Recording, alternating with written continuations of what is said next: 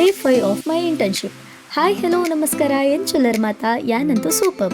ಇನ್ನು Saturday ಆಯ್ನದಾತ್ರ bus ಮಸ್ತ್ ಖಾಲಿ ಇತ್ತಂಡು ಏಪಲ ವಿಂಡೋ ಸೈಡ್ ಸೀಟ್ಗೆ ಆಸೆ ಪಾಡುನ ಯಾನ್ ಇನ್ನಂತೂ ಮಸ್ತ್ ಖುಷಿಟ್ಟು ಶಾಲೆಗೆ ಟೈಮ್ ಸರಿಯಾದ ರೀಚ್ ಆಯೆ. ಎಂಗೆ ಇನ್ನು ಒಂಜಿ ಕ್ಲಾಸ್ಗೆ ತುನರ ಎತ್ತಿನದಾತ್ರ ಶಾಲೆಗೆ ಫುಲ್ ಒಂಜಿ ರೌಂಡ್ ಬತ್ತದ ಯಶವಂತ ಚಿತ್ತಾಲಯರ್ನ ಕಥೆಯದಳು ಹುಡುಗಿ ಪಂಪಿನ ಪುಸ್ತಕ ಓದರ ಶುರು ಮಲ್ತೆ.